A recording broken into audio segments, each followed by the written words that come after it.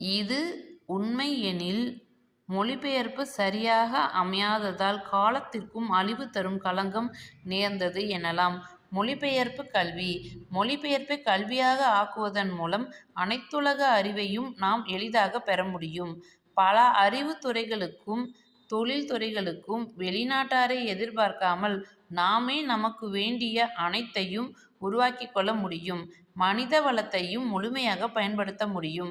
வேலைவாய்ப்பு தளத்தை விரிவாக்க முடியும். நாடு, இன, மொழி எல்லைகள் கடந்து ஓருலகத் தன்மையை பெற முடியும். நாடு விடுதலை பெற்ற பிறகு பல நாட்டு தூதரகங்கள் நம் நாட்டில் நிறுவப்பட்டன.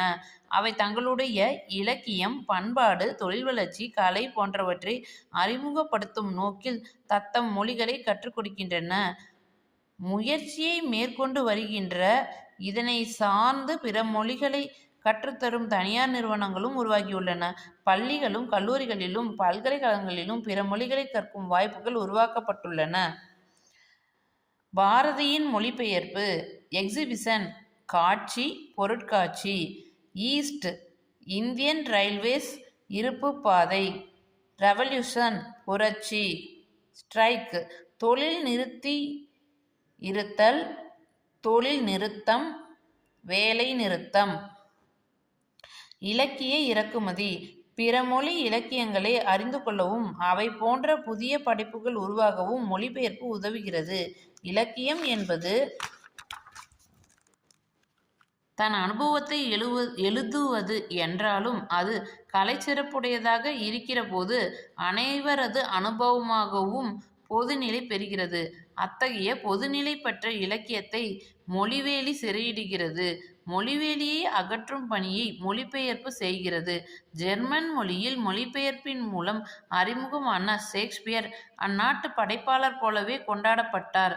18ஆம் நூற்றாண்டு வரை வடமொழி நூல்கள் பல தமிழில் ஆக்கப்பட்டன.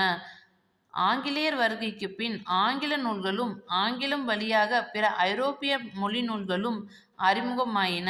இவற்றில் தரமான நூல்கள் என்று பார்த்தால் சிலதான் எஞ்சும்.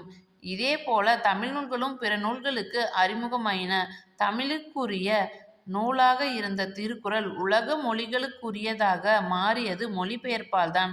மொழிபெயர்ப்பு இல்லாவிடில் சில படைப்பாளிகளும் கூட உருவாகி இருக்க முடியாது. ஷேக்ஸ்பியர் இருந்திருக்க முடியாது, கம்பன் இருந்திருக்க முடியாது.